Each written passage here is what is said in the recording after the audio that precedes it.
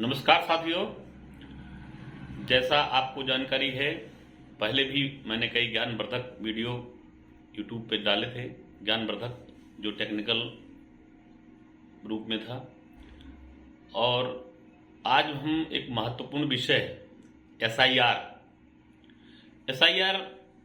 नाम काफ़ी प्रचलित हुआ। जब बिहार का चुनाव था तो सबसे पहले उसका इस्तेमाल बिहार में ही किया गया था। एसआईआर एक स्पेशल इंटेंसिव रिवीजन होता है। ये 2003 में किया गया था। उसके बाद अभी तक एसआईआर नहीं हो पाया है। एसआईआर के कई फायदे भी हैं। सबसे पहले तो आपने देखा होगा, कई लोगों का एक स्टेट से दूसरे स्टेट में सर्विस करने जाते हैं, नौकरी करने जाते हैं, तो वहां भी उनका वोट होता है और दूसरे स्टेट में भी वोट उनका होता है। कई लोग तो दोनों जगह वोट देते हैं। लेकिन क्या ये तरीका ठीक नहीं है, क्योंकि इससे सरकार को दिक्कत आती है। आंकड़ा जो निकलता है टोटल, वो गलत पेश हो जाता है।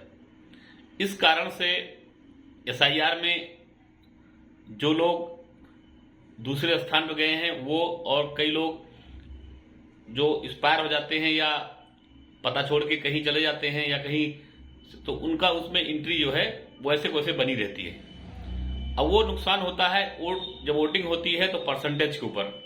क्योंकि आपने सुना होगा कि लोग कहते हैं कि 60% मतदान हुआ, 70% हुआ।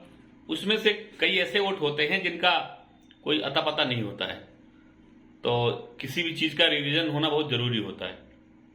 तो इसमें भी वही है, वोटर का रिवीजन होगा। जो लोग सही है, जिनकी जानकारी जो जेन्युइन है, उनके लिए कोई दिक्कत नहीं है। लेकिन जो लोग बाहर से आए हुए हैं या गलत अवैध तरीके से वोटर कार्ड बनवाए हैं, उनके लिए समस्या है। बाकी जेन्युइन वालों के लिए कोई समस्या नहीं है।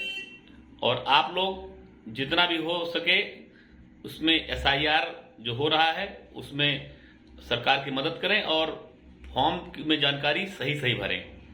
कई लोग जल्दबाजी में भरते हैं, वो ठीक नहीं है, क्योंकि बहुत ज्यादा जानकारी उसमें नहीं मांगी गई है। उसमें उम्र, नाम, पता, ये तो नॉर्मल चीज है। और उसमें जैसे कि आपके पिता का नाम वोटर लिस्ट में 2003 में था कि नहीं था, ये आपको उसमें लिखना है। और ईपिक नंबर भी उसमें डालना है। आपकी माँ का नाम वोटर कार्ड में था कि नहीं लिस्ट में, और ईपिक नंबर। वैसे अपनी पत्नी का नाम भी वोटर लिस्ट में था कि नहीं है, वो उसमें डालना था। अगर जो चीज नहीं है उसमें कोई दिक्कत नहीं है, लेकिन जो आपके पास मौजूद था उस टाइम, वो आपको लिखना है। और कई लोगों को दिक्कत आ रही है कि 2003 की लिस्ट कहां से आएगी। ये बहुत आसान है।